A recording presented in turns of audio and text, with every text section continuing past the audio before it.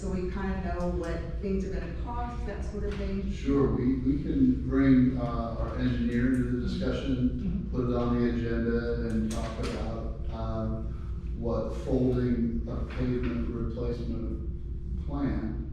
And in the first year, it might be pretty modest. Yeah.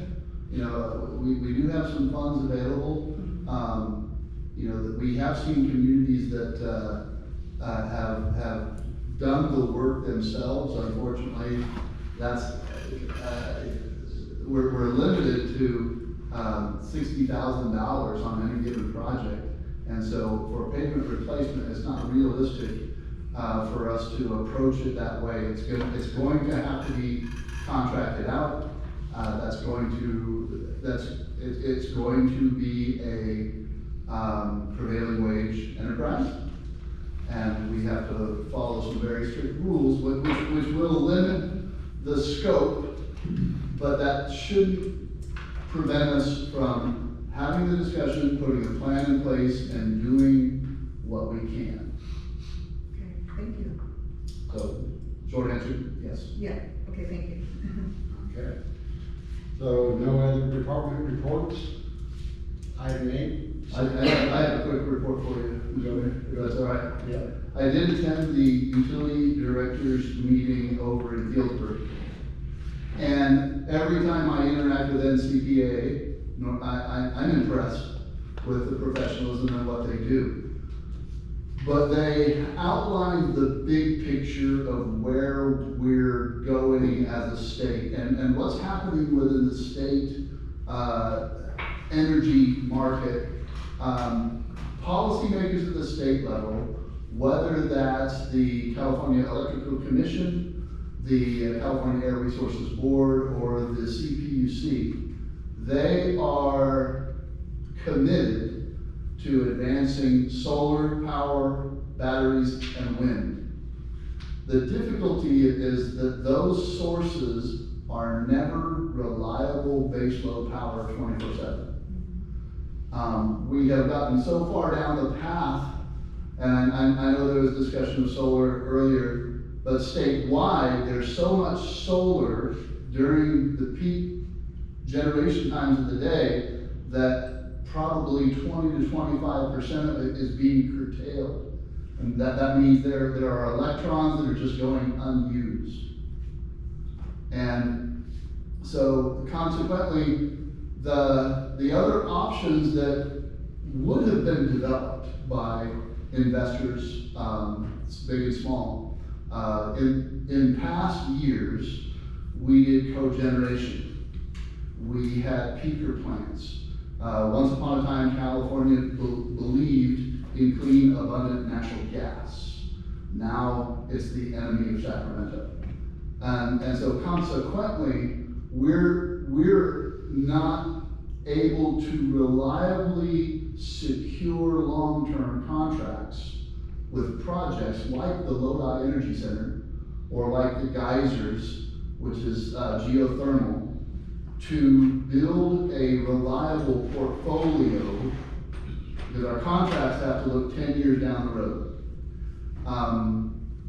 The type of systems that are being constructed and deployed are dramatically out of step with what we're required to have.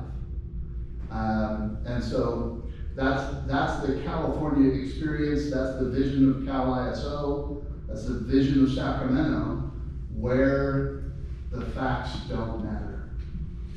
And I come back with some very real concerns to express to you. I know that our mayor, Bo, is intimately involved with the conversations that are happening within NCPA, but as someone who's your temporary interim utility director, functionally, we do kind of different things, the commissioner versus the utility director.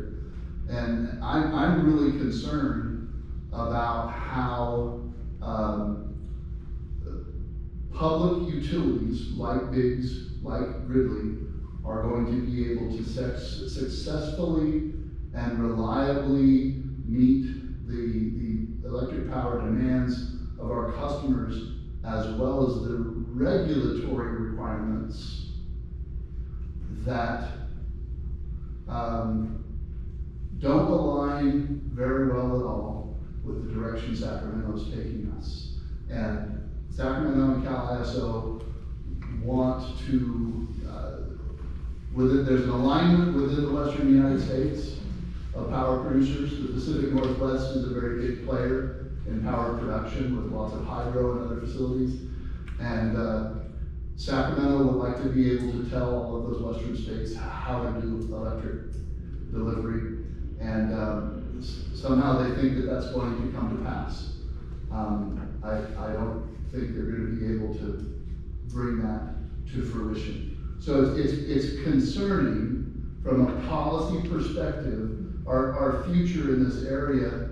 And it's the case with every policy area in California is concerning. That's my report. And that, yeah, so I was at NCPA on council committee reports. We had a